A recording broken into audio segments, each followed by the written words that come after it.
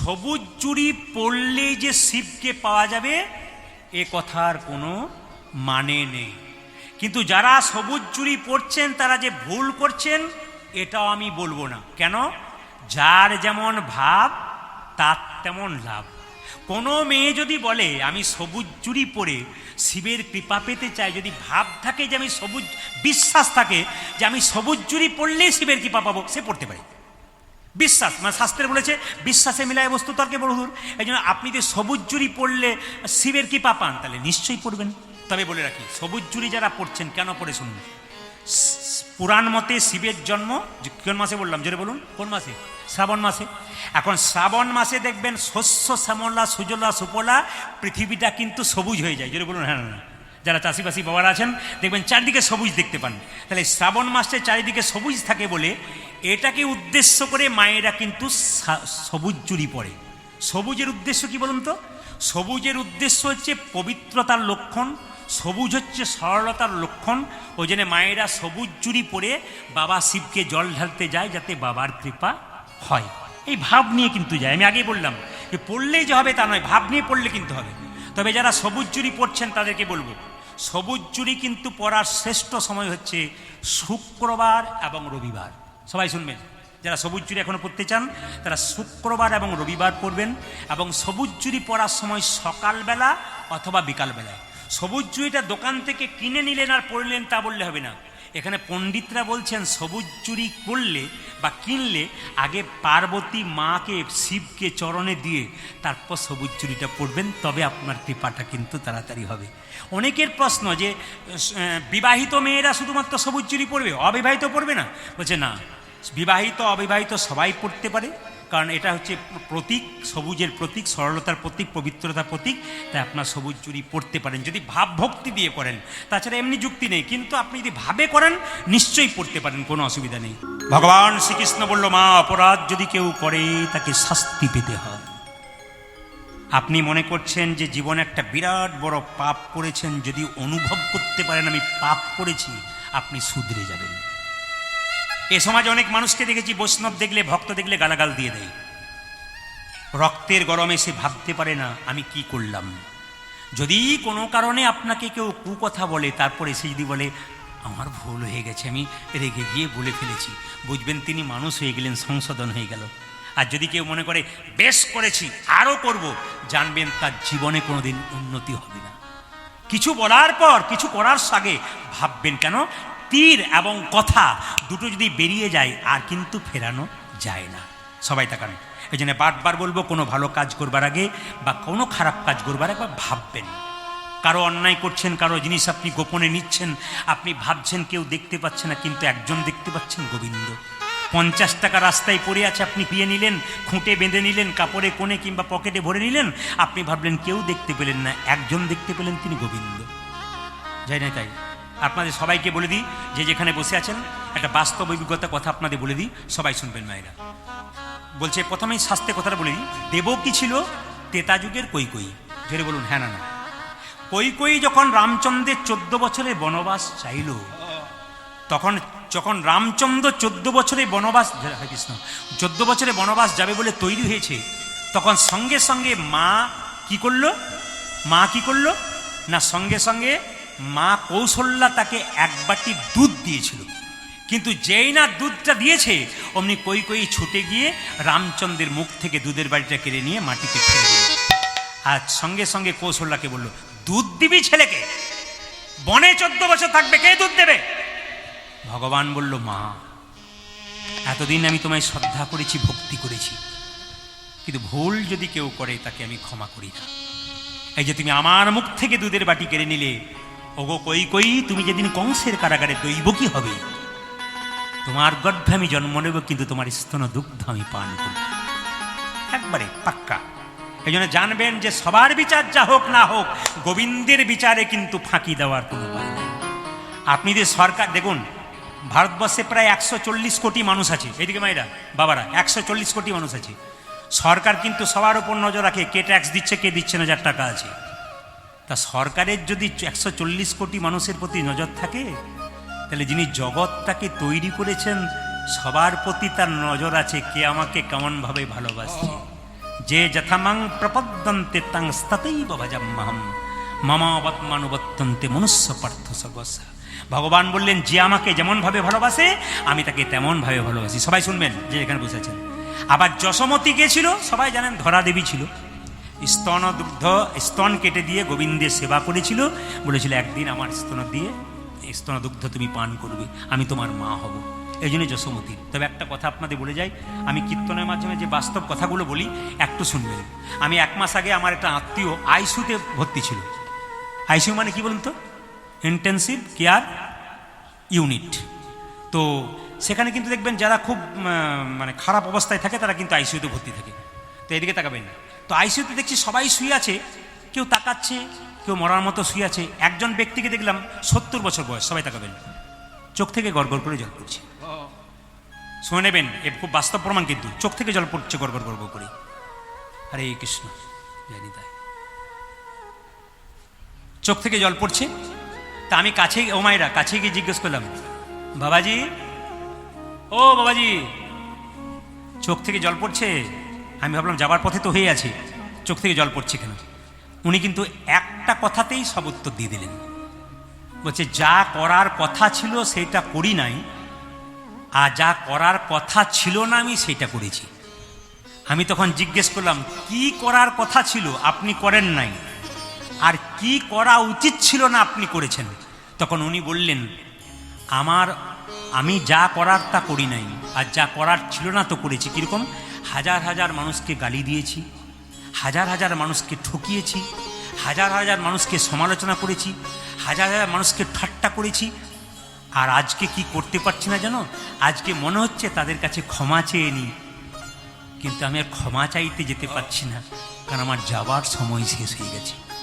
আমি একটু আগে বললাম উনি কিন্তু কাঁদতে কাঁদতে মরছেন। আপনারা বলুন, কাঁদতে কাঁদতে মরতে চান না হাসতে হাসতে মরতে চান কোনটা? যদি জীবনে যতদিন বেঁচে থাকবেন যদি ভালো কর্ম করেন তাহলে আপনার মৃত্যুটা কিন্তু হাসতে হাসতে হবে। আর যদি আপনি কারো সমালোচনা করেন, অন্যায় করেন, খারাপ কাজ করেন, কেউ ভালো কাজ করছে তার পেছনে লেগে থাকেন, নিন্দা করে থাকেন, আপনি আজকে কিছু বুঝবেন না, যেদিন মৃত্যুর সময় আপনি তাকাবেন চারিদিকে যে আমার পাশে আর কেউ নাই, আপনার সারা জীবনে খারাপ কর্মের রিলগুলো চোখের সামনে ভেসে উঠবে, আপনি কাঁদতে কাঁদতে মরবেন। এই জন্য বারবার বলা আপনাদের কাছে কথা যে আপনারা কাঁদতে কাঁদতে মরবেন না, হাসতে হাসতে মরুন। মায়েরা সবাই লক্ষ্য করুন, এখন সন্তান তো পেয়ে গেল। কে পেয়ে গেল জোরে বলুন? যশোমতী মাইয়া পেল। সবাই বলুন যশোমতী মাইয়া কি? যশোমতী মাইয়া কি? এইবার কিন্তু ভগবান শ্রীকৃষ্ণের চতুর্থ দ্বারে দাঁড়িয়ে আছে, কে বলুন তো? রাধা রানী। এখন রাধা রানী যখন দাঁড়িয়ে আছে, দাঁড়িয়ে গিয়ে বলছে এই মেয়েটাকে, আরে এই মেয়েটা দাঁড়িয়েছে, এই মেয়েটাকে। তো সখীরা বলছে এই মেয়েটা কে জানো? কে জানো? তোমাদের রাজাকে জিজ্ঞেস করো, কে তোমাদের রাজার গুরু? কে তোমাদের রাজার গুরু? কে তোমাদের রাজার গুরু? কে তোমাদের রাজার গুরু? কে তোমাদের রাজার গুরু? ভক্তবাঞ্ছা কল্পতরু, কে তোমাদের রাজার গুরু? ভক্তবাঞ্ছা কল্পতরু, কে তোমাদের রাজার গুরু? ভক্তবাঞ্ছা কল্পতরু, কে তোমাদের রাজার গুরু? ভক্তবাঞ্ছা কল্পতরু, কে তোমাদের রাজার গুরু? যে যাকে ভালোবাসে সে তখন তাকে হারালে তার ভেতরে যে কত বেদনা হয় একমাত্র সে ছাড়া কেউ বলতে পারে না। মায়েরা দেখে নেবেন, কেউ যদি মারা যায় অনেক মা দেখবেন হাউমাউ করে কাঁদে, ভেতরটা পরিষ্কার হয়ে যায়। কিন্তু অনেকে দেখবেন চুপ করে বসে থাকে, এরকম করে মাথাটা নিচু করে। আপনি ভাববেন ও তো পাষাণ চুপ করে আছে, জানেন ওই সব চাইতে বেশি কষ্ট পাচ্ছে। কেন? প্রকাশ করতে পারছে না, হারানোর ব্যথা। আমি জায়গাটার নাম করব না, কারণ কি ক্যামেরা হচ্ছে। ঝাড়খণ্ডে এক জায়গায় গান করছিলাম, একটা বাড়িতে 2 দিন গান করালেন আমাকে এবছর, আবার এবছর বায়না করেছে, গত বছর দুটা করলাম লীলা। তো একজন পুলিশ অফিসার, ওনার স্ত্রী, আমি বুঝতে পারিনি, স্ত্রী এসে খুব কাঁদছে। এখন কী হলো? বলছে আমার একটি মাত্র ছেলে, হঠাৎ অসুখ হলো, ডাক্তারের কাছে 7 দিনের মধ্যে শেষ হয়ে গেল।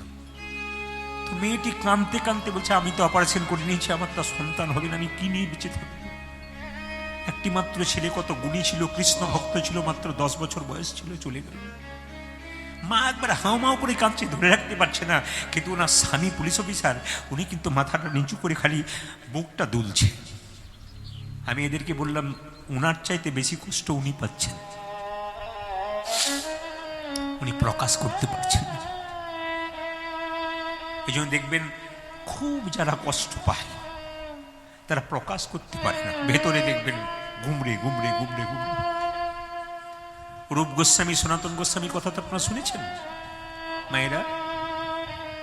তো সনাতন গোস্বামী মহাপ্রভু চলে গেছে বলে খুব কাঁদছে, আর রূপ গোস্বামী একটা গাছের নিচে চুপ করে বসে আছে। রূপ গোস্বামী যখন গাছের নিচে চুপ করে বসে আছে, তখন সবাই বলছে মহাপ্রভু সন্ন্যাস দিয়ে চলে গেল, তার জন্য সবাই কাঁদছে আর সনাতন কাঁদছে না। তাহলে খুব পাষণ্ড বটে। যেই না একজন ভক্ত বলে, সনাতন তুমি এত পাষণ্ড, গোটা নবদ্বীপের মানুষ কাঁদছে মহাপ্রভুকে হারিয়ে, আর তুমি চুপচাপ বসে আছো। হঠাৎ গাছ থেকে একটা শুকনো পাতা সনাতনের মাথায় পড়েছে, আর তপ করে আগুন জ্বলে গেছে। সনাতন বুঝিয়ে দিল যে আমার বিরহের তাপ কতখানি। একটা পাতা পড়ে গেল মাথাতে, শুকনো পাতা জ্বলে গেল, কত বিরহের তাপ। আপনাদেরকে বলি বাবা, যে বড় কষ্ট পায় খুব বেশি না, দেখবেন বিশেষ করে পুরুষ মানুষরা খুব হাওয়া করে কাঁদতে পারে না, খুব কষ্ট পায়। মায়েরা হয়তো খুব কাঁদে, হ্যাঁ, অঝর ঝরে কাঁদে, ভেতরটা পরিষ্কার হয়ে যায় আপনাদের। আপনারা তো খুব নরম মনের, আপনারা খুব তাড়াতাড়ি একটু বিগলিত হয়ে যান, এটা নিয়ম। তো সবাই লক্ষ্য করুন মায়েরা। এখন নারদমুনি মনে মনে ভাবছে যে যুদ্ধ নয়, শান্তি চাই, তার জন্য বৃন্দাবনে এলাম। ওগো রাধে, তুমি কৃষ্ণ বলে সারা জীবন কাঁদলে, কৃষ্ণের জন্য এত কিছু করলে, কৃষ্ণ তোমাকে ছেড়ে চলে গেল। আমি নারদমুনি ঋষি হতে পারি, কৃষ্ণকে শিক্ষা দেব। দেখুন আমাদের ভারতবর্ষের ঋষিরা কেমন, ভগবানকে যেমন ভজনা করে, ভগবানকে সেরকম শাসনও করতে পারে। একজন ভক্ত জগন্নাথ মন্দিরে গিয়েছিল। আপনারা সবাই জগন্নাথ মন্দিরে যান, কিন্তু জগন্নাথ দেবকে কেউ বলতে পারবেন যে তোমার হাত নেই কেন, তোমার পা নেই কেন, তুমি কি দেবে আমাকে, তোমার কাছে কি চাইবো?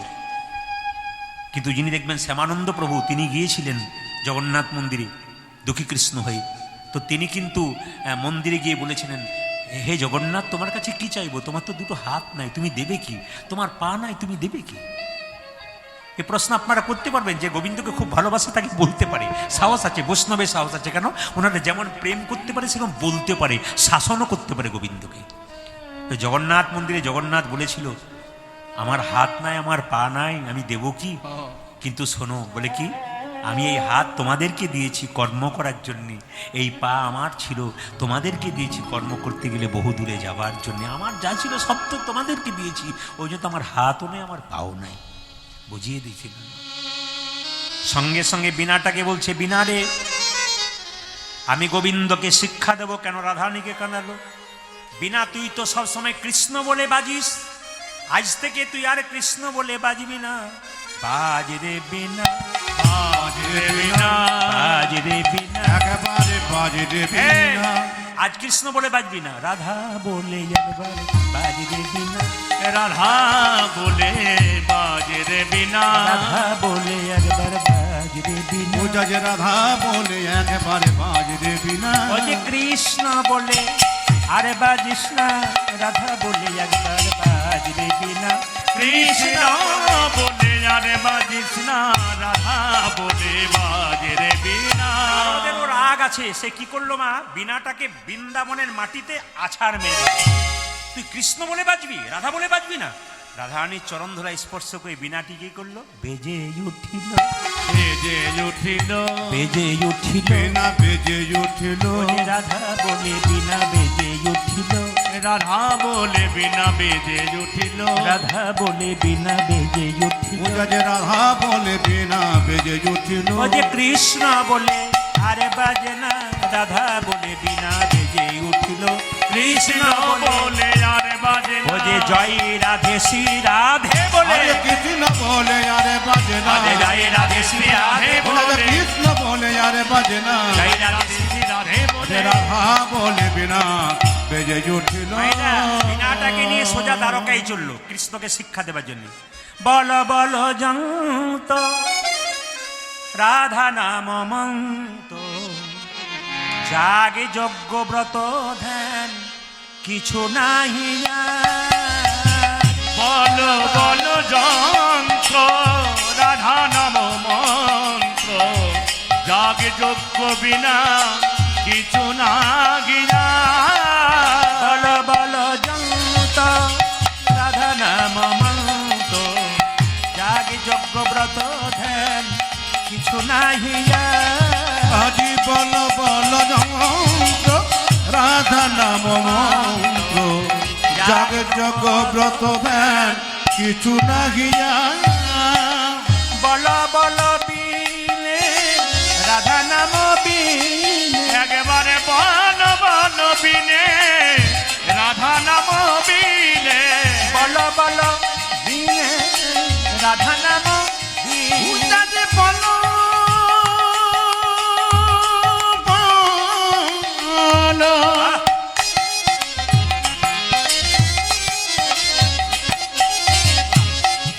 আজি বল বল বিনে রাধা নাম বিনে এই ত্রিভুবনে কিছু নাহি আর বল বল ধ্বনি।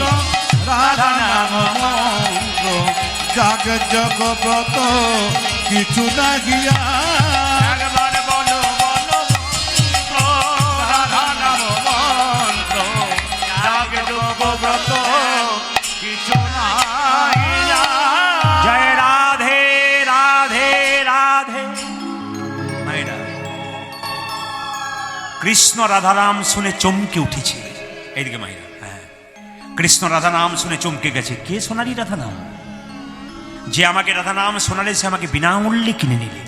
ওই জন্য বারবার বললাম মায়েরা রাধে রাধে বলবেন। একজন একজনকে দেখলে রাধে রাধে বলবেন, ও বললো না বললো দেখে লাভ নেই। আপনি হ্যালো করছেন কাউকে, হ্যালো বাদ দিয়ে রাধে রাধে বলুন না, ক্ষতিটা কি আছে? হ্যালো বলতে হবে, ফ্যাশনটাকে ঠিক রাখতে হবে, রাধে রাধে বলুন। আপনার বাচ্চা ঘুম থেকে উঠছে না, রাধে রাধে বলুন। আপনার বাচ্চাকে আপনি বাইরে আছেন, ফোন করছেন, রাধে রাধে, কি করছিস বাবা, রাধে রাধে। দেখবেন ছেলেটা দু চারবার না বলার পর শেষের সময় একবার বলবে রাধে রাধে বাবা, আমি এই করছি। বৃন্দাবনে গেলে দেখবেন এগুলো দেখতে পাবেন। সব জায়গাতে এখন ভক্ত, মানে আমি তো পশ্চিমবাংলার প্রত্যেকটি জেলায় জেলায় যাই। পশ্চিমবাংলার বাইরে আমি আসাম, হ্যাঁ, তারপর আপনার বোম্বে টোম্বে তো এবছর যাবো, আবার গিয়েছিলাম গত 2 বছর আগে আমি গিয়েছিলাম। হ্যাঁ, ত্রিপুরা তো আমি হামেশাই যাই। ত্রিপুরার মানুষ ভালো বাংলা বলতে পারে না, কিন্তু বাংলা খুব ভালো বোঝে। আর ত্রিপুরাতে কীর্তন করতে গেলে আপনারা দেখবেন, এই যদি আমি পদাবলীযুক্ত কীর্তন করি, ত্রিপুরার মানুষ কিন্তু বুঝতে পারে না। ওদের কাছে ঘন্টার পর ঘন্টা মহাভারত রামায়ণের কথা বলে যান, ব্যাস ওরা রেডি।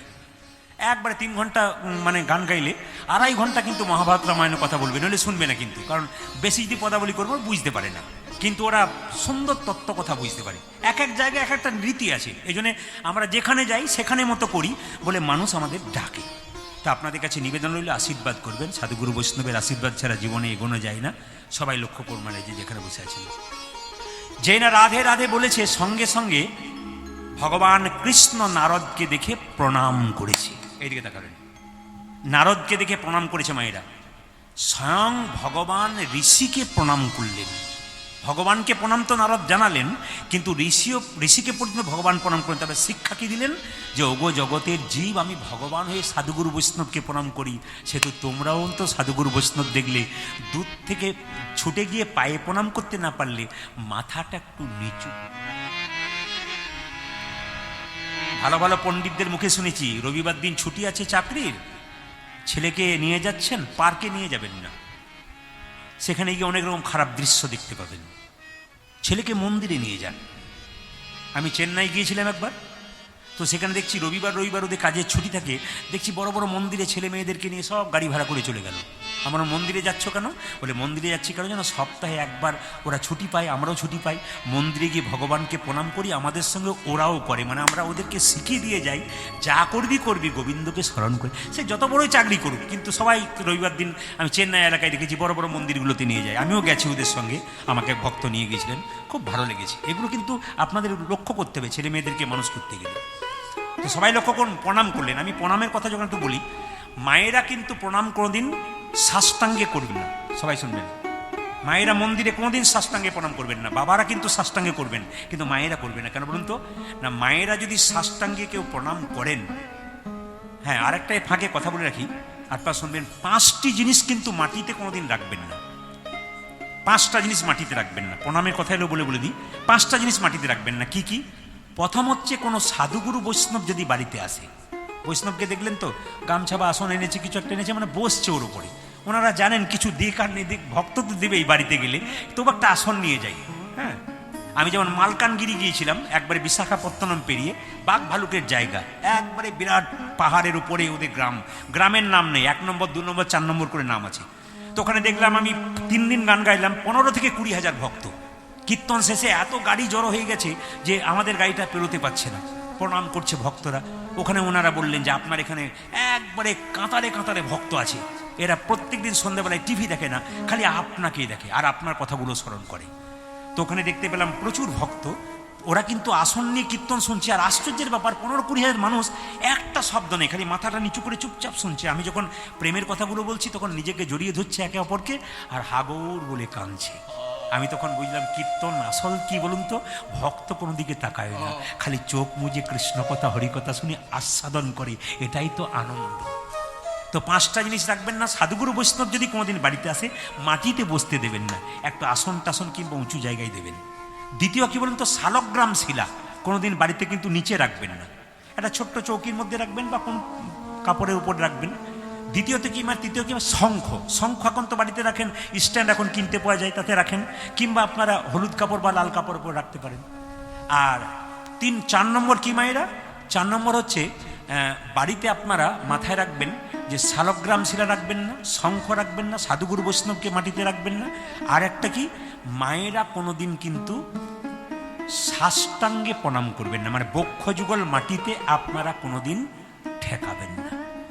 বক্ষযুগল মাটিতে ঠেকাবেন না কেন না, মায়েরা যদি বক্ষযুগল মাটিতে ঠেকায় তাহলে আমাদের পৃথিবী মা কিন্তু খুব কষ্ট পায়। আপনারা পঞ্চাঙ্গে প্রণাম করবেন আর বাবারা সাষ্টাঙ্গে প্রণাম করবে। বাবারা সাষ্টাঙ্গে প্রণাম করলে যে ফল হয়, আপনারা পঞ্চাঙ্গে প্রণাম করলে সেই ফলটাই কিন্তু আপনারা পাবেন। আর পঞ্চম হচ্ছে, যদি কোনো পুস্তক কিংবা গ্রন্থ যদি থাকে বাড়িতে, নিচে রাখতে নাই। এই 5টা জিনিস কিন্তু খুব মাথায় রাখবেন। আপনারা কোনোদিন মাটির নিচে রাখবেন না, অন্তত কিছু ওপরে রাখবেন। এটা কিন্তু শাস্ত্র, প্রত্যেকটি কোনো টোটকা কথা নয়, প্রত্যেকটি ভাগবতীয় কথা, বড় বড় ভাগবতের পণ্ডিতদের কথা, এগুলো মাথায় রাখবেন। জীবন সুন্দর হবে, ইউটিউবের মাধ্যমে শুনবেন, আপনাদের লাভ আছে। তো যেই না নারদমুনিকে প্রণাম করেছে, অমনি নারদকে বলছে, এ কি নারদমুনি, তুমি আজকে কৃষ্ণ নাম বাদ দিয়ে রাধা নাম বলছো কেন? নারদ তখন রেগে গিয়ে বলছে, আমি ভাবের ঘরের মুনি, আমি কখন কি বলবো তা তোমার কি? কৃষ্ণ মনে মনে ভাবছে তাহলে রেগে গেছে, কি জন্য রেগেছে একটু বলি, কি হয়েছে বলবে তো? বলে, তুমি যে অপরাধ করেছো সে অপরাধের কথা তোমাকে স্মরণ করাতে এসেছি। বলে, কি অপরাধ আমি করেছি? বলছে, শোনো গোবিন্দ, তুমি কি অপরাধ করেছো? মা বাবাকে কাঁদানো কি অপরাধ নয়? পুত্র হয়ে যদি মা বাবাকে কাঁদাই তবে মুনি ঋষি বললেন, কিন্তু তুমি বৃন্দাবন ছেড়ে দ্বারকায় রাজা হলে, মা বাবা রাস্তায় কেঁদে কেঁদে বেড়াচ্ছে, তুমি রাজা হয়ে বসেই আছো, তাহলে মা বাবাকে কাঁদানো কি অপরাধ নয়? প্রিয় হয়ে প্রিয়াকে কাঁদানো কি অপরাধ নয়? স্বামী হয়ে স্ত্রীকে কোনদিন কাঁদানো উচিত নয়, খুব মাথায় রাখবেন। স্বামী হয়ে স্ত্রীকে কাঁদাতে নেই, কেন বলুন তো? মেয়েরা কিন্তু বাবার বাড়ি ত্যাগ করে আপনার পাশে এসেছে সারা জীবন আপনাকে সাহায্য করবে বলে। তো যে নিজের আত্মীয় স্বজন সবাইকে ত্যাগ করে আপনার পাশে এসেছে, তাকে কাঁদাতে নেই, তাকে হাসাতে হয়, তাকে সুখ দুঃখে তার পাশে থাকতে হয়। এই কথাগুলো খুব স্মরণীয় কথা, শাস্ত্রের কথা, বড় বড় পণ্ডিতের কথা। তুমি মা বাবাকে কাঁদিয়েছো, প্রিয় হয়ে প্রিয়াকে কাঁদিয়েছো, বন্ধু হয়ে বন্ধুকে মানে শ্রীদাম সুদামকে কাঁদিয়েছো। শুধু তাই নয়, আরো অপরাধ করেছো। বলে কি না, দেখো ত্রেতা যুগে রামচন্দ্র অপরাধ করেছিল, যজ্ঞ করেছে। কি অপরাধ? ত্রেতা যুগে রামচন্দ্রের সঙ্গে রাবণের যুদ্ধ হয়েছিল, জোরে বল মায়েরা, হয়েছিল না? তাতে কি শুধু রাবণের দলে খারাপ লোক ছিল? 1-8 ভালো ছিল। তার নাম তরুণী সেন, বিভীষণের পুত্র। সে যুদ্ধ করেছিল, শরীরে কিন্তু রাম নাম লেখা ছিল, তাহলে তাও সে মারা গিয়েছিল। কারণ রাবণের দলে নাম লিখেছিল, শত্রু দলে নাম লিখেছিল, কিন্তু তবু তো ভালো মানুষ মারা গেল, তার জন্য রামচন্দ্র অশ্বমেধ যোগ করেছিল। আর তুমি যে ওই কুরুক্ষেত্রের যুদ্ধ বাঁধিয়ে দিলে, তুমি কি যজ্ঞ করলে? কৃষ্ণ তখন বললো, কেন যুধিষ্ঠির মহারাজ তো রাজ্যযজ্ঞ করেছে। যুধিষ্ঠির করলো তো তোমার কি গেলো? আমি পেট ভরে খেলে কি তোমার পেট ভরবে? দেখুন কেমন শাসন করছে কৃষ্ণকে। কৃষ্ণ বলছে, তাহলে আমাকে কি করতে হবে? বলে, শোনো, তুমি যদি কুরুক্ষেত্রের যুদ্ধ করেছো, অনেক ভালো মানুষও মারা গেছে, ওই জন্য তোমাকে একটা যজ্ঞ করতে হবে। সেই যজ্ঞটার নাম দানব্রত যজ্ঞ, যেটাকে প্রভাসের তীরে হয়। সবাই লক্ষ্য করুন, তেতাই রামে রাজা ছিল, অশ্বমেধ যজ্ঞ কইল। তেতাই রামে রাজা ছিল, অশ্বমেধ যজ্ঞ কইল। তেতাই রামে রাজা ছিল, অশ্বমেধ যজ্ঞ কইল। তেতাই রামে রাজা ছিল, অশ্বমেধে যজ্ঞ করিল। দানব্রত যজ্ঞ হবে এবে, ও দানব্রত যজ্ঞ হবে এবে, দানব্রত যজ্ঞ হবে এবে, দানব্রত যজ্ঞ হবে এবে। ত্রেতা যুগে রামচন্দ্র অশ্বমেধ যজ্ঞ করেছিল, তোমাকে দানবব্রত যজ্ঞ করতে হবে। তা যজ্ঞ করতে গেলে কোনো নিয়ম আছে? বলে হ্যাঁ, 3টে নিয়ম। শোনো বলি ওহে রাজন, ত্রিভুবন নিমন্ত্রণ। শোনো বলি ও রাজন, ত্রিভুবনে ও যে নিমন্ত্রণ। শোনো বলি ওহে রাজন, ত্রিভুবন ও নিমন্ত্রণ। রাজা শোন বলি ওহে রাজন, ত্রিভুবনে নিমন্ত্রণ। সবারে তা করিতে হইবে, সবারে তা করিতে হইবে। ও যে সবারে তা করিতে হইবে। সবারে তা করিতে বলিবে। আচ্ছা, যদি বাড়িতে অনুষ্ঠান হয় প্রথম নিমন্ত্রণ পত্র কাকে দেবেন? এইদিকে এদিকে দেখি, কীর্তন তো শুনছেন বহুদিন ধরে। বাড়িতে কোনো অনুষ্ঠান হলে প্রথম নিমন্ত্রণ পত্র কাকে দিতে হয়? জোরে বলুন, কাকে দিতে হয়? বাড়িতে কোনো অনুষ্ঠান হলে প্রথম নিমন্ত্রণ পত্র কাছে গিয়ে না দিয়ে গেলেও এখন ফোনের মাধ্যমে নিজের নিজ গুরুদেবকে দিতে হয়। এটা কিন্তু মাথায় রাখবেন। এই যে বাড়িতে অনুষ্ঠান হচ্ছে, এই নিমন্ত্রণ পত্র প্রথম কিন্তু নিজ নিজ গুরুকে প্রথমে দিতে হয়। আর যদি কোনো নাম যজ্ঞ করে, যেমন বাপি সবাইকে মিলে যে নাম যজ্ঞ করে, তখন কিন্তু ওই যজ্ঞের নিমন্ত্রণ পত্র প্রথমে শিবকে দিতে হয়। কারণ সবাই জানেন যে শিবের শ্বশুর মশাইয়ের নাম দক্ষ রাজা, আর দক্ষ রাজা শিবকে নিমন্ত্রণ করেনি বলে স্ত্রী সতী আগুনে ঝাঁপ দিয়েছিল। দেখুন, লক্ষ্য করুন, স্বামীকে অপমান কিন্তু কেউ সহ্য করবে না। বাবা যদি আপনার স্বামীকে অপমান করে, যদি সতী নারী হয়, তাহলে কিন্তু বাবাকেও ছাড়বে না। কেন বলুন তো? আমি সব কিছু করতে পারি, স্বামীর অপমান, আমার স্বামী দোষ করবেই তো হবে, তুমি নিমন্ত্রণ করবে না কেন? আমি আগুনে ঝাঁপ দিলাম। তারপর সেই সতীর দেহটাকে নিয়ে কি তাণ্ডব লীলা করেছিল আপনারা সবাই জানেন। ওই জন্য শিববিহীন যজ্ঞে বড় অশান্তি হয়। এই জন্য কোনো যজ্ঞ যখন করবেন তখন কিন্তু প্রথমে শিবকে মনে মনে নিমন্ত্রণ করবে, জয় বাবা ভোলানাথ, তোমাকে নিমন্ত্রণ করলাম, তুমি এসো। আর যদি বাড়িতে কোনো অনুষ্ঠান হয় তো প্রথমে কিন্তু বিয়ে হোক, শ্রাদ্ধে হোক, যে কোনো অনুষ্ঠান হোক, প্রথম কিন্তু আপনাকে মাথায় রাখতে হবে গুরুদেবকে কিন্তু নিমন্ত্রণ একটা করতে হবে। ফার্স্ট একবারে প্রথম নিজে নিজে গুরুদেব যার কাছে আপনার মন্ত্র নিয়েছেন তাকে কিন্তু প্রথম নিমন্ত্রণ করতে হবে। তো সবাই লক্ষ্য করুন মায়েরা, কৃষ্ণকে বলল তুমি নিমন্ত্রণ পত্র লেখো। আর যজ্ঞটা কোথায় হবে? প্রভাসের তীরে। এইদিকে যে যেখানে বসে আছেন, এখন প্রভাস তীরে যজ্ঞ। এই যে প্রভাস তীরা কীর্তন শুনছেন, প্রভাস তীরে যজ্ঞটা হলো কেন? প্রভা মানে কি? জ্যোতি। আস মানে কি? ফিরে পাওয়া। একটু সবাই লক্ষ্য করুন, আকাশের যে চাঁদ দেখেছেন, জ্যোতিষরা বলছে আকাশের যে চাঁদ, তার পাশে দেখবেন 27টা নক্ষত্র থাকে, ওরা কিন্তু চাঁদের স্ত্রী। মানে জ্যোতিষ বলছে কথা, যে আকাশের চাঁদের পাশে যে 27টা নক্ষত্র আছে, এরা কিন্তু চাঁদের স্ত্রী। তো চাঁদ দেখতে ভালো, ও মায়েরা বলেন না, চাঁদ মামা আয় আয় আয়, আয় আয় চাঁদ মামা টি দিয়ে যা। চাঁদ দেখতে ভালো, চাঁদের স্বভাব কিন্তু ভালো নয়। কেন বলুন তো? নিজের গুরুপ্রতির প্রতি আকৃষ্ট হয়েছিল। চাঁদের গুরুদেবের নাম হচ্ছে বৃহস্পতি, তার প্রতি আকৃষ্ট হয়েছিল। তখন গুরুদেব অভিশাপ দিয়ে দিলেন, চাঁদ তুই 16 কলায় পরিপূর্ণ চাঁদ, তোমার এত অহংকার, অভিশাপ দিলাম 16 কলায় পরিপূর্ণ চাঁদ এক এক করে ক্ষয় হয়ে যায়।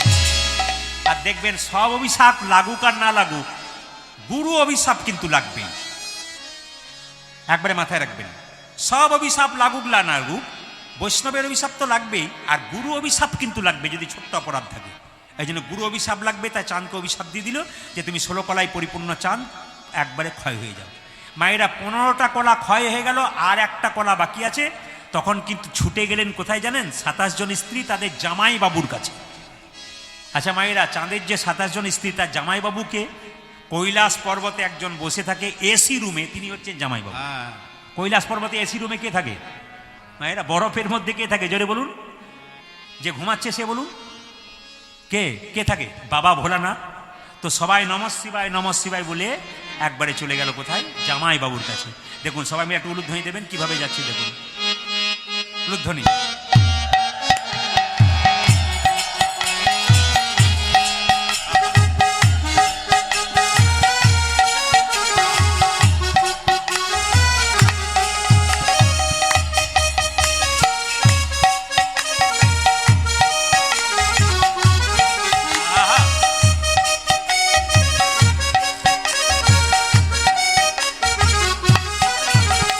নমঃ শিবায় ওম নমঃ শিবায়, নমঃ শিবায় ওম নমঃ শিবায়, উলুধ্বনি। নমঃ শিবায় ওম নমঃ শিবায়, নমঃ শিবায় ওম নমঃ শিবায়, নমঃ শিবায় ওম নমঃ শিবায়, নমঃ শিবায় ওম নমঃ শিবায়, নমঃ শিবায় নমঃ শিবায়, নমঃ শিবায় ওম। নমঃ শিবায়। আচ্ছা, আপনি যদি কৃষ্ণ নাম করতে করতে জগন্নাথ মন্দিরের দিকে যান, আর স্বয়ং মহাপ্রভু যদি আপনার পা দুটো ধরে, আপনি কি করবেন? খুব মাথায় রাখবেন, আপনি কৃষ্ণ নাম করতে করতে জগন্নাথের দিকে, এই জগন্নাথ মন্দিরের দিকে যাচ্ছেন, হঠাৎ মহাপ্রভু কীর্তন শুনে যদি আপনার পাটাকে ধরে দেয়, আপনি কি করবেন? সে ব্যক্তি তো আর ঠিক থাকতে পারছে না, প্রভু স্বয়ং ভগবান আমার একই করছেন, আপনি আমার পাপ হচ্ছে তো, আপনি ছেড়ে দিন বারবার বলে কাঁদছেন। কিন্তু মহাপ্রভু পাটা ছাড়ছেন না, তুমি কৃষ্ণ নাম করছো, তাহলে আমার কৃষ্ণের সন্ধান নিশ্চয়ই তুমিই বলতে পারবে। তাহলে মহাপ্রভু কৃষ্ণ কৃষ্ণ বলে কত পাগল ছিলেন। এখানে একটু জানতে হবে বাবা, আমরা যত দিন যাচ্ছে তত মহাপ্রভুকে ভুলে যাচ্ছি। কিন্তু খুব মাথায় রাখবেন যে আমরা সব কিছু করতে ভুলে যাই, ভগবানের মন্দিরে যাই না, ভগবানকে পুজো দিতে পারি না, ভগবানের নাম শুনতে পারি না। কিন্তু 25শে ডিসেম্বর যীশুখ্রিস্টের জন্মদিনে আমরা ঝাউ গাছ তৈরি করতে পারি, মোমবাতি জ্বালাতে পারি, এগুলো আমরা পারি। আমরা যীশুখ্রিস্টকে চিনতে পারলাম কিন্তু আমাদের মহাপ্রভুকে চিনতে পারলাম না, এটা সবচেয়ে দুঃখের ব্যাপার। খুব মাথায় রাখবেন, ছেলে মেয়েদেরকে শেখাবেন, কারণ বাবা যদি কৃষ্ণ নাম শোনে, মা যদি হরিনাম শোনে, তার রক্তের সন্তান অবশ্যই কৃষ্ণ ভক্ত হবে। আপনি 100% গ্যারান্টি থাকবেন, আপনি যদি হরিনামে মন দিয়ে শোনেন, তাহলে আপনার যখন বয়স হবে তখন আপনি নিশ্চিত থাকবেন আপনার ছেলে মেয়ে কিন্তু উল্টো পাল্টা জায়গায় বসবে না, দেখবেন ভালো জায়গাতে বসেছে। কেন? আপনার রক্ত আপনার ছেলের শরীরে বইছে। এই জন্য আগে মা বাবাকে যদি ভালো হওয়া যায়, যতই আপনি উচ্চশিক্ষিত হন আর যা হন, আপনাকে মাথায় রাখতে হবে যে গোবিন্দ ছাড়া কোনো উপায় নেই। বড় বড় মহাপুরুষ যারা হয়েছেন, বড় বড় বিজ্ঞানী, বড় বড় জ্ঞানী মানুষ, তারা কিন্তু সবাই ভগবানকে ভজনা করে।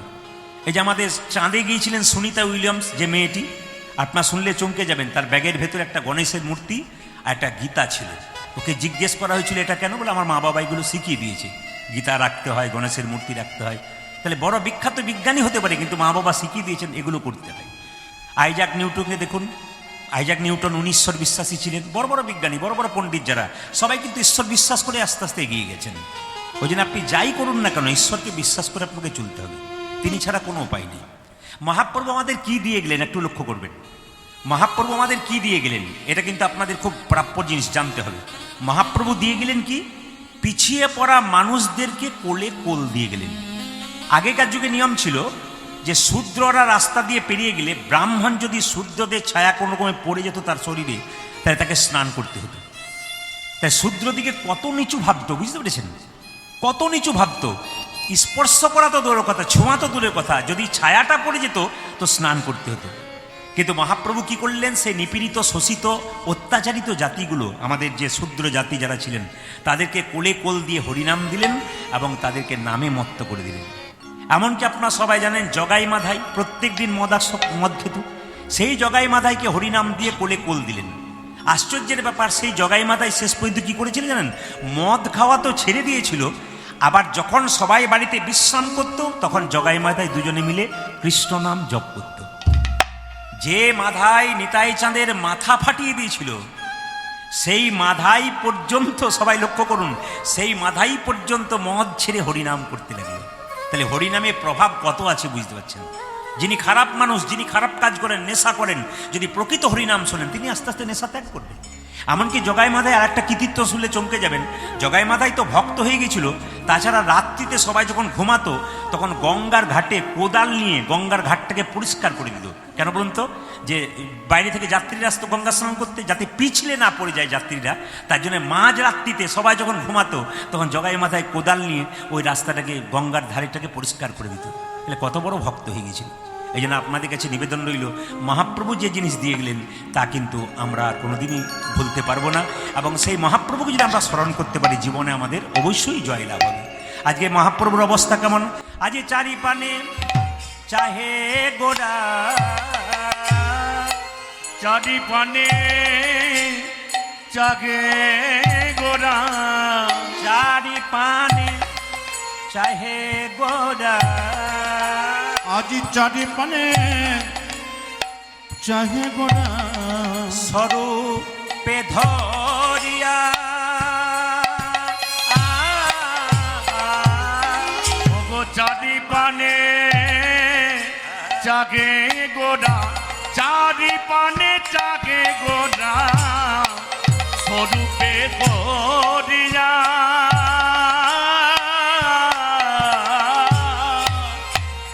ও যে হানাতে হানাত, ও যা যে খানাতে খানাত, খানাতে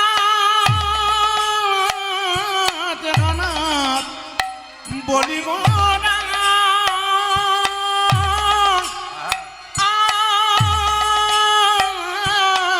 আমার কহয়ে কাঁদিয়া গোড়ায় আমার আজ কথায় মন আমার কথায় মন প্রাণ না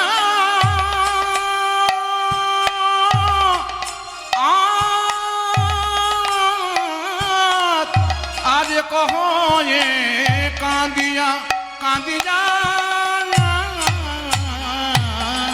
কোথায় বা গেলে হে, কোথায় বা গেলে হে কোথায় বা গেলে হে? বলো বলো কোথায় বা গেলে ও যে নয়ন জলে ভেসে ডাকে কোথায় বা গেলে ও যাকে নয়ন জলে ভেসে ডাকে কোথায় বা গেলে যে নয়ন জলে ভেসে বলে কোথায় বা গেলে ওদের নয়নে জলে ভেসে বলে কোথায় বা গেলে ও যে হানা থানা বলি গোরা কোথায় বা গেলে ও যাকে খানা খানাতে বলি ও কোনা যে নয়ন জলে ভেসে বলে হানার হানার বলি ও যে নয়ন জলে ভেসে বলে আহারে ও যে হারে ও আহারে ও যে হারে ও যে হারে আহারে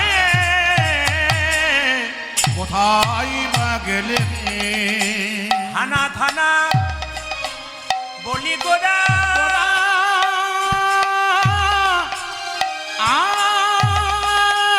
আজ আমার কহয়ে কাঁদিয়া কাঁদিয়া আজ কখনে কাঁদিয়া কখনে কাঁদিয়া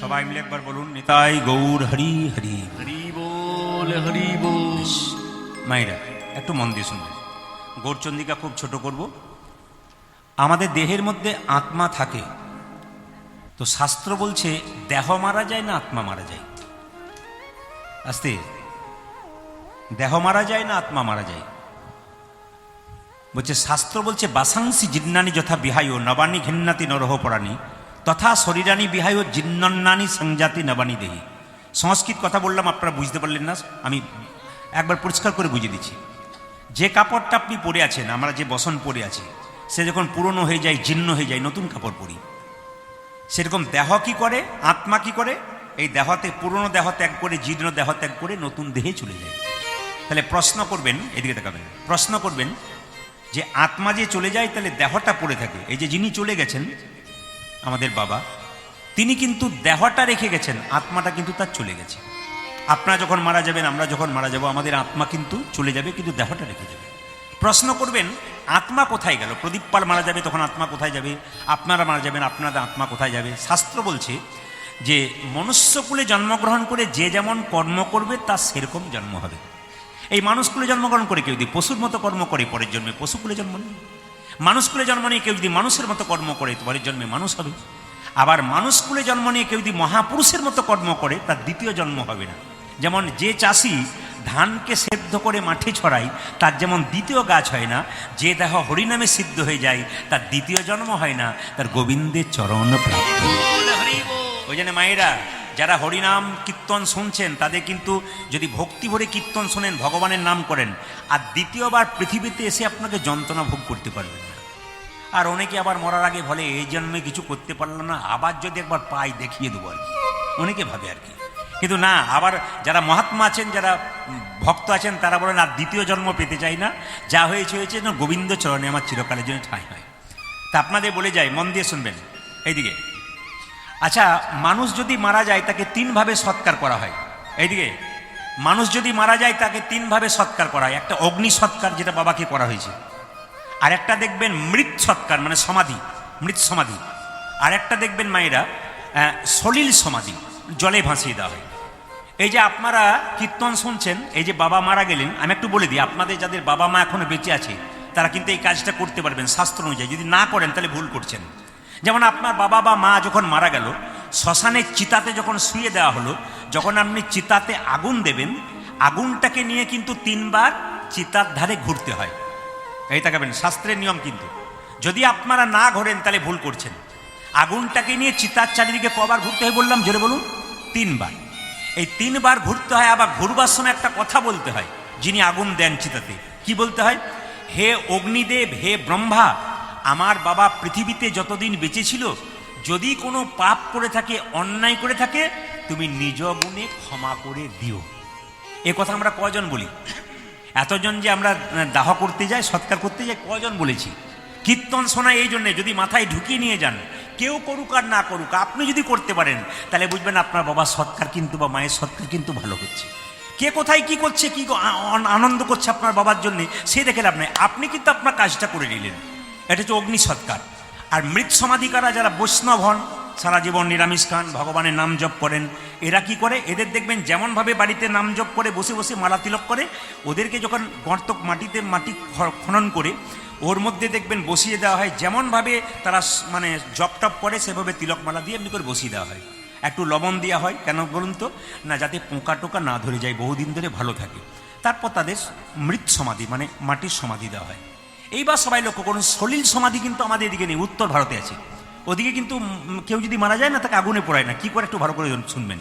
ধরুন কেউ মারা গেল, তাকে নদীতে দুটো নৌকার ওপর, এই দুটো নৌকা জয়েন করে দিয়েছে একসঙ্গে, দুটো নৌকার ওপরে শুয়ে দিল। এবার মাঝ নদীতে গিয়ে নৌকা দুটো আলাদা হয়ে গেল, জলের মধ্যে মৃতদেহটা পড়ে গেল।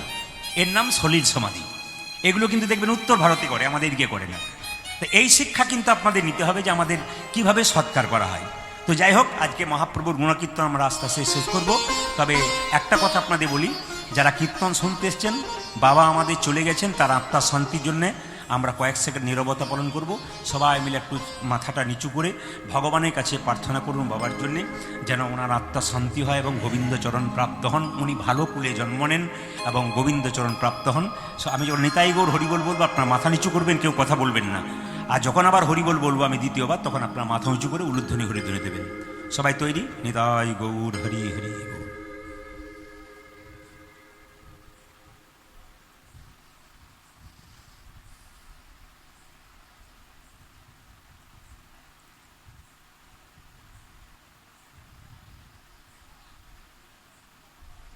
নিতাই গৌর হরি হরি গৌর হরি।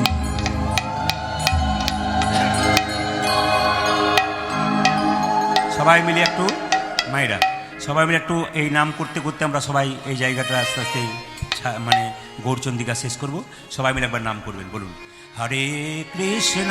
সবাই হরে কৃষ্ণ হরে কৃষ্ণ কৃষ্ণ কৃষ্ণ হরে হরে, হরে রাম হরে রাম রাম রাম হরে হরে। হরে হরে কৃষ্ণ হরে কৃষ্ণ কৃষ্ণ কৃষ্ণ হরে হরে। একটু নামটা করুন। হরে রাম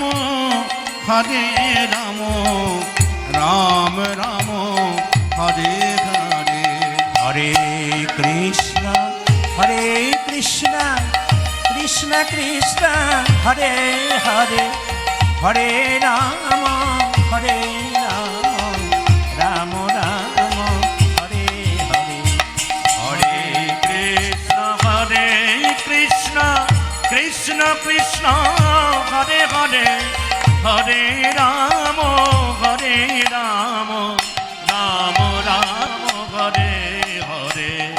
জপরে নাম অবিশ্রাম 16 নাম 32 অক্ষর, মানব জনম দুর্লভ জনম, এমন জনম হবে না রে। হরে কৃষ্ণ হরে কৃষ্ণ ধ্বনি। কৃষ্ণ কৃষ্ণ হরে হরে, হরে রাম রাম রাম হরে হরে। জপরে নাম অবিশ্রাম 16 নাম 32 অক্ষর, মানব জনম দুর্লভ জনম, এমন জনম হবে হৃদয় গৌর হরে। কৃষ্ণ হরে কৃষ্ণ কৃষ্ণ কৃষ্ণ হরে হরে, হরে রাম রাম রাম হরে হরে। নরোত্তম বলে শোন, গোলকের প্রেম ধন, হরিনাম সংকীর্তন কলি যুগের ঘরে ঘরে হরে হরে কৃষ্ণ হরে কৃষ্ণ কৃষ্ণ কৃষ্ণ হরে হরে হরে রাম রাম রাম হরে হরে যে নরোত্তম বলে শোন হরি নাম সংকীর্তন গোলকের প্রেম ধন কলির জীবের ঘরে ঘরে উর্ধ্বনি হরে কৃষ্ণ কৃষ্ণ কৃষ্ণ হরে হরে হরে রাম রাম রাম উর্ধ্বনি হরে হরে কৃষ্ণ হরে কৃষ্ণ কৃষ্ণ কৃষ্ণ হরে হরে হরে রাম রাম রাম হরে হরে হরে কৃষ্ণ কৃষ্ণ কৃষ্ণ হরে হরে হরে রাম রাম রাম হরে হরে স্বরূপ রাম রায় ধরি কহে বচন কহে বচন বাসু কহে প্রভাস লীলা হইল শরণ বাসু কহে পুরবেলা হইল শরণ অগ বাসু কহে এ পুরা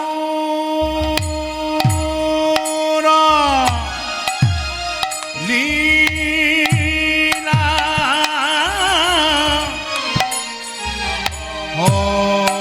হইল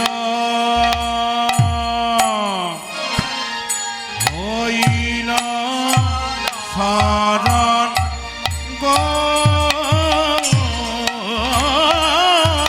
আমার বাসু কগে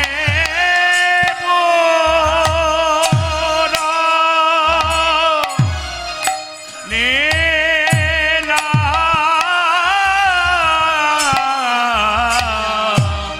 হইল হইল শরণ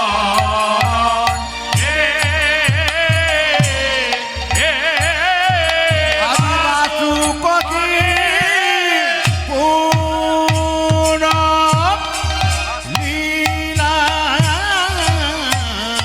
হইল হইল শরণ গো হরে পুরা লীলা হইল শরণ রে আরে বাসু কহে পুরা লীলা হইল শরণ গো বাসু কহে পুরা লীলা হইল শরণ গো বাসুকে পুরা লীলা হইল শরণ গো আরে বাসু কহে প্রভাত লীলা হইল শরণ গো বাসুকে প্রভাত লীলা হইল শরণ গো আরে বাসু কহে গৌর হরি বল। হইল শরণ গো প্রভাত লীলা হইল শরণ গো আরে বাসু কহে প্রভাত লীলা হইল শরণ গো বাসু কহে প্রভাত জয় নিতাই সবাই মিলে একবার বলুন রাধে রাধে আরো জোরে বলুন রাধে রাধে একবার বলুন রাধে রাধে বেশ চলো রে মন সবাই মিলে প্রেম সে হরে কৃষ্ণ চলো রে চলো মন হরি দর্শন জয় রাধে জয় কৃষ্ণ জয় বৃন্দাবন একবারে চলো রে লটে যামার হরি দর্শন জয় রাধে জয় কৃষ্ণ জয় বৃন্দাবন চলো রে চল মন হরি দর্শন জয় রাধে জয় কৃষ্ণ জয় বৃন্দাবন একবারে চলো রে চলো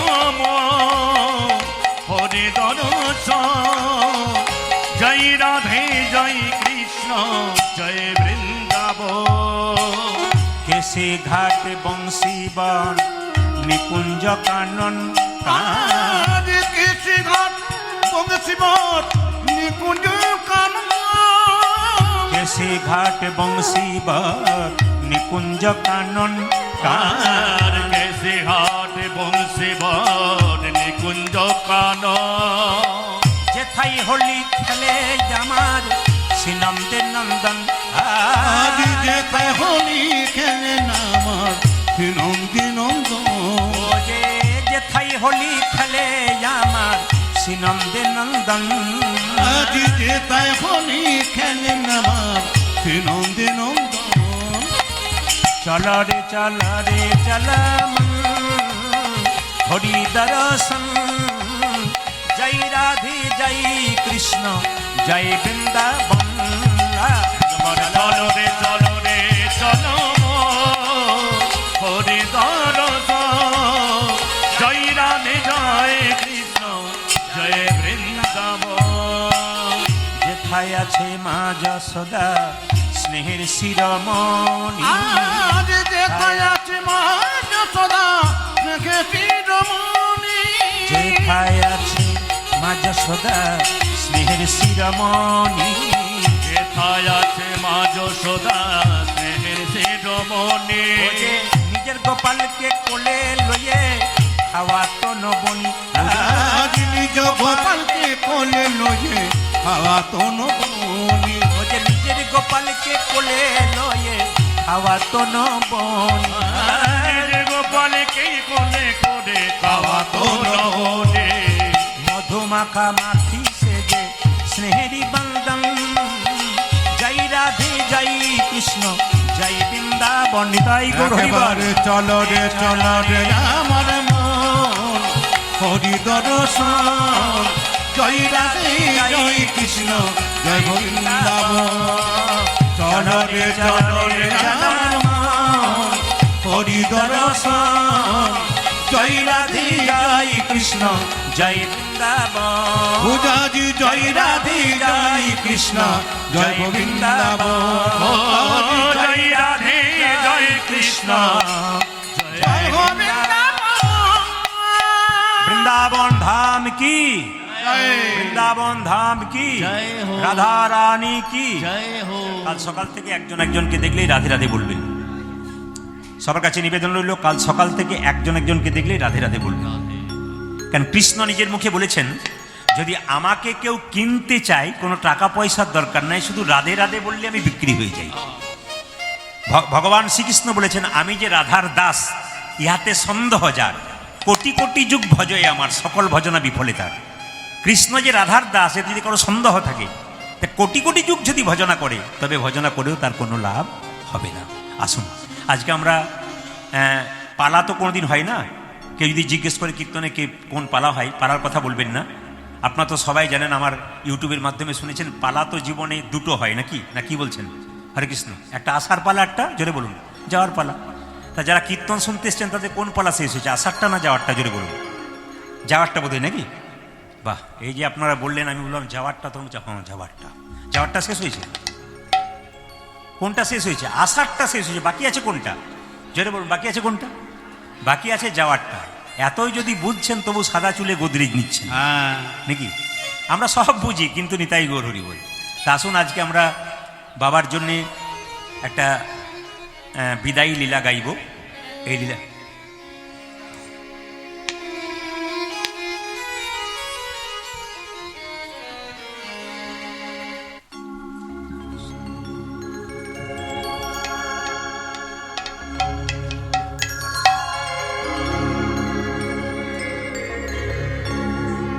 লীলাটির নাম হচ্ছে প্রভাস যজ্ঞ।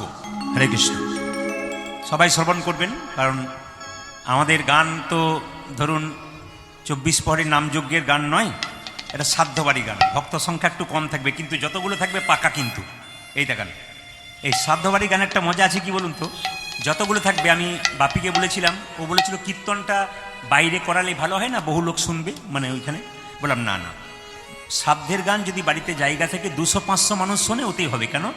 বাড়িতে কীর্তন করে যে বাড়িতে বাবা শয়ন করে থাকতেন সেই বাড়িতে নামটা নিয়ে ঢোকাতে হবে। এই নিয়ম। ওই বাড়িতে নামটা গিয়ে শেষ করতে হবে।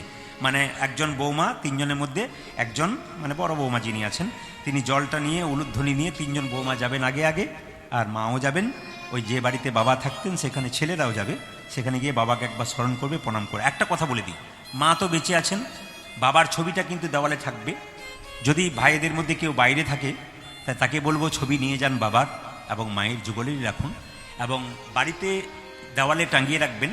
বিশেষ করে যারা চলে যায় সংসার থেকে, তাদের মৃত ব্যক্তির ছবি কিন্তু মৃত অবস্থায় যিনি মারা গেছেন না, সেই ছবিটা কিন্তু রাখতে নাই। যদি মারা গেছে সেই ছবিটা কিন্তু আপনি রাখবেন না বাড়িতে টাঙিয়ে। কেন বলুন তো? অনেকে ভয় খেতে পারে, বাচ্চারা অনেক কিছু হতে। ওই জন্য বলছে যখন জীবিত ছিল সেই ছবিটা কিন্তু উত্তর দিকের দেওয়ালে দক্ষিণ দিকে মুখ করে টাঙিয়ে রাখতে হয় সব সময় মাথায়। দক্ষিণ দিকটা হচ্ছে জমের দুয়ার, শাস্ত্র বলছে। ওই জন্য দক্ষিণ দিকে দেখবেন যখন সন্ধ্যাবেলাতে সন্ধ্যা প্রদীপ টদীপ দেন না, তখন দক্ষিণ দিকে যত দরজা জানালা আছে 5 মিনিটের জন্য কিন্তু বন্ধ করতে হয়। এগুলো জ্যোতিষরা বলছে। কিন্তু কীর্তন শুনতে এসে অনেক শিক্ষা আছে যেগুলো আপনারা শিখে নিয়ে যাবেন, খুব বড় বড় শিক্ষা আছে। যখনই কোনো মৃত ব্যক্তির ছবি টাঙাবেন তখন দেখবেন এটা কি পূর্ব দিক নাকি, এটা পূর্ব দিক, তাহলে এটা যদি পূর্ব দিক হয় তাহলে ওটা হচ্ছে পশ্চিম, এটা হচ্ছে উত্তর, এটা দক্ষিণ।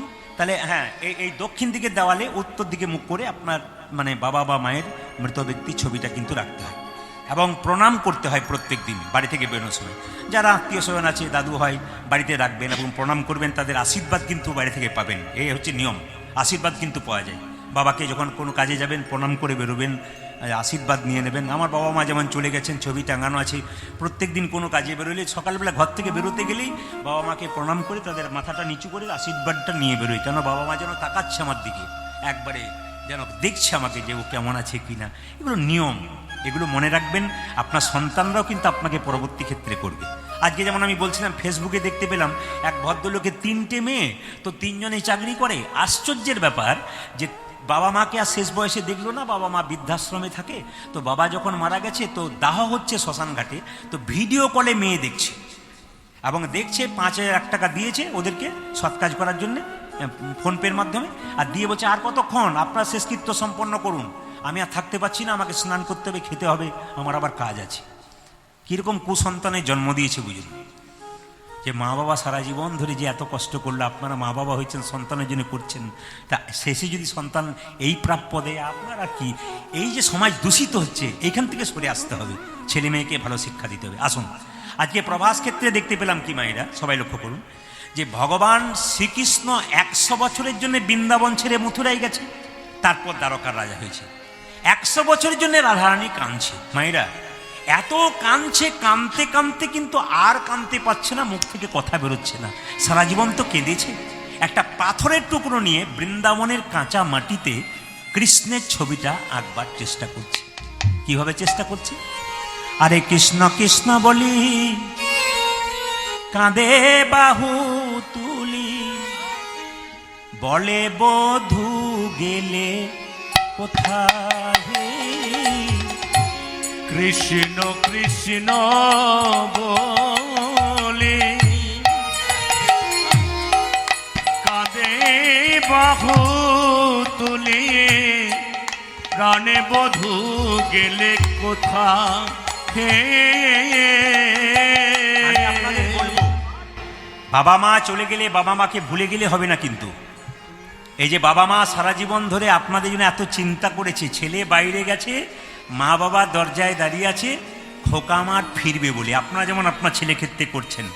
তো বাবা মা যে সারা জীবন কাজগুলো আমাদের জন্য করেছে, কি করেছে, সেগুলো কিন্তু এক সময় সমস্ত কাজের ফাঁকে বসে বসে চিন্তা করতে হয় যে বাবা আমাদের জন্য কি করেছে।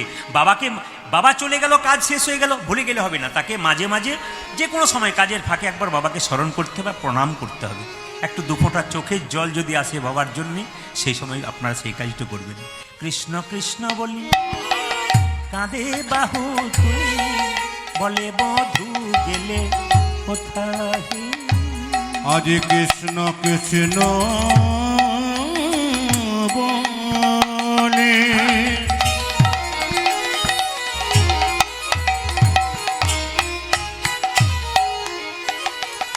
ওই আমার কাঁদে বাহু তুলে, বল বধূ গেলে কোথায়। মৃত্তিকার উপরে মূরতি আঁকিয়া ও মৃত্তিকার উপরে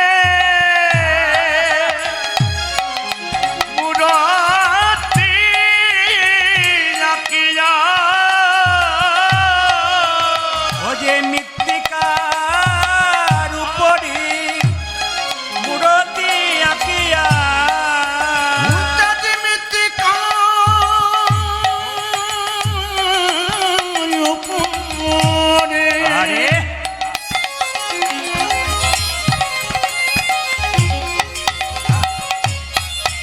উচ্চাটি মূর্তি আঁকিয়া তার সনে কহে কথা তার সনে কহে কথা উচ্চাটি মৃত্তিকার উপরে মূর্তি আঁকিয়া তাহার সনে পহে কথা আজ তাহার সনে পহে কথা। আপনারা এখানে কেউ ছবি আঁকতে জানেন কিনা আমি জানি না। যদি ছেলে মেয়েদেরকে ছবি আঁকতে শেখাবেন দেখবেন ছবি আঁকতে গেলে বদন থেকে আঁকতে হয় কিংবা চরণ থেকে আঁকতে হয়। যারা ছবি আঁকা জানে, কোনো ছেলে যখন ছবি আঁকবে দেখবেন লক্ষ্য করবেন এক মুখ থেকে আঁকছে, মানে বদন থেকে কিংবা চরণ থেকে। কিন্তু রাধারানী গুরু ধরে আঁকা শিখেছে। আশ্চর্যের ব্যাপার, রাধারানী কিন্তু যখন ছবি আঁকছে কোমর থেকে আঁকছে। সখীরা চমকে গেল যে রাই তুই গুরু ধরে আঁকা শিখেছিস, তুই কোমর থেকে আঁকছিস, আচ্ছা তুই এঁকে নে তারপর বলবো। ওগো আঁকিয়া সে কোটি করাইল ধতি কতহু যতন করি ও গো আঁকিয়া সে কোটি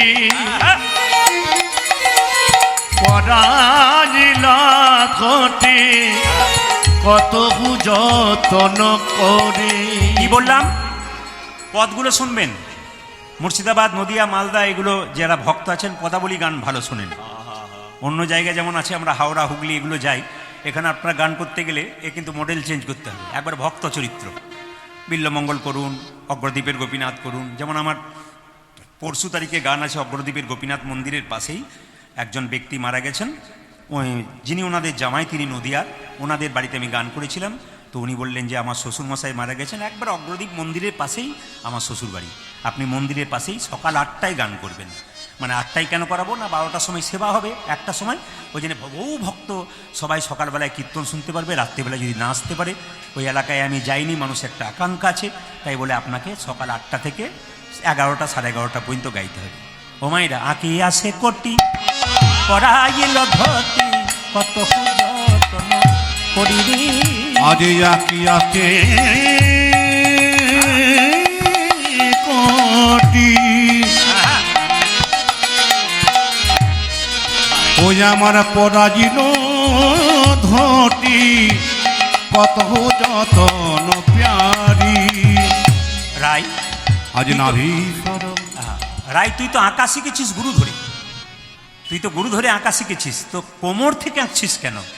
রাধারানী কি বলছে দেখুন মায়েরা, কেঁদে কেঁদে বলে ললিতা রে, আমার বধুর বদন থেকে আমি ছবি আঁকতে পারতাম,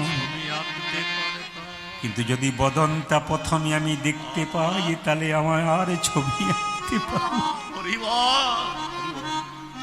মায়েরা সবাই লক্ষ্য করবেন, দেখবেন কোনো মানুষ যদি চলে যায় প্রথমে তার মুখটাই মনে পড়ে। আমার বধুর বদনটা যদি এঁকে দিই ওটা তোমার সর্বস্ব ধর্ম।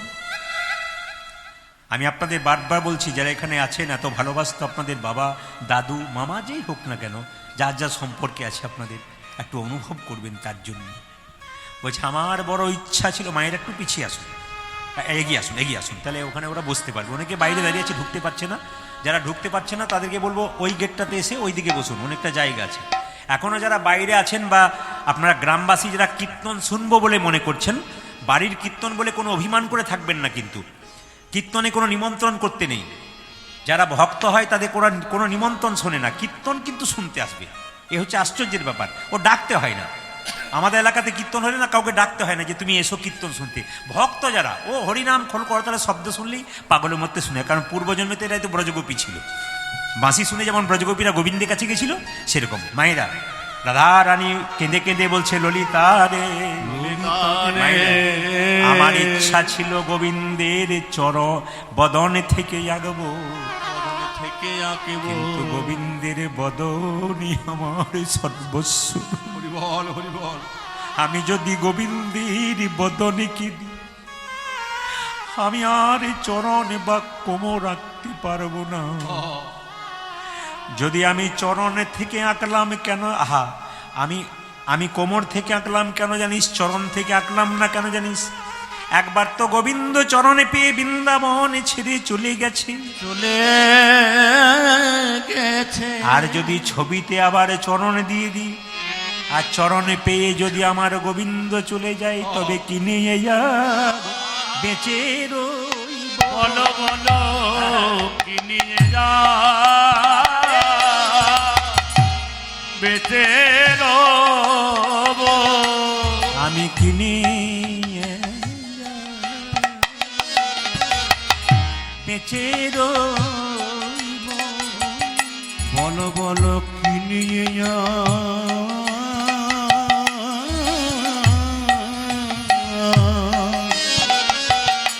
ওই আমি বেঁচে রইব। আমারে বধূ যদি চলে যায় রে, কি নিয়ে যায়, বেঁচে রইব? আমার বধূ যদি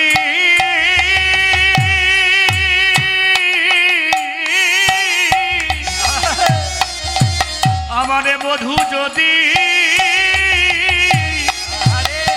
চলে যায়, তিনি আর বেঁচে রইব। মায়েরা, এবার নাভি সরোবর আঁকিল তার পর, কত যতন করি রে। আজ নাভি সর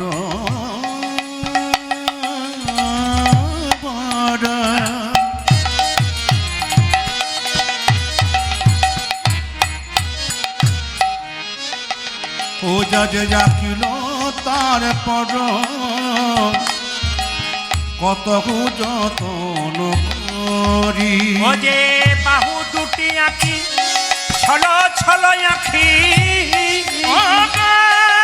বাহু দুটি আঁকি, বধূ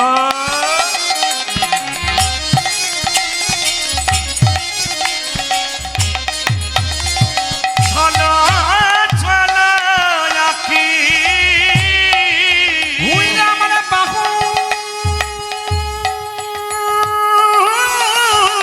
দুটি আঁখি,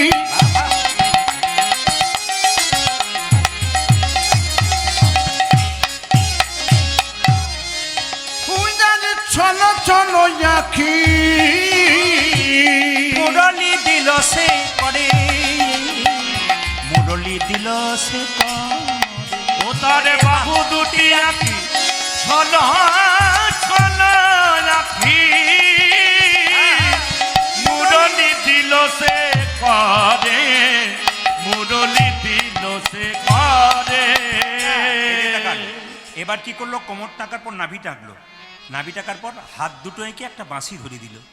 বধূ সমাও তোমার মুরলির গান, বধূ শোনাও তোমার মুরলির গান। ওহে বধূ কতদিন তোমার মুরলির গান শুনি নাই, বধূ শোনাও তোমার মুরলির গান। ওই হে বধুখী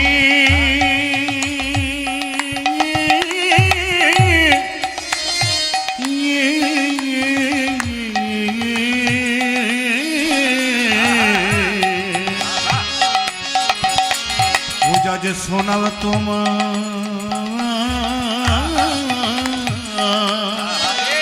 ও যা যে মুরলির গান।